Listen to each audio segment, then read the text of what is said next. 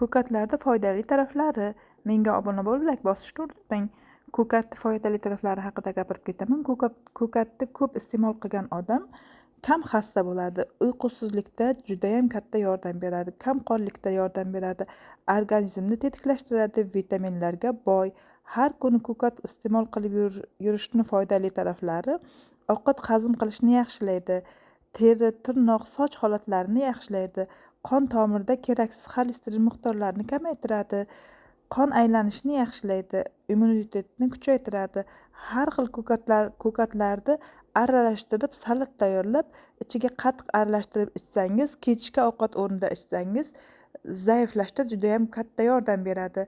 Azizlarim, ko'katni har kun iste'mol qiling.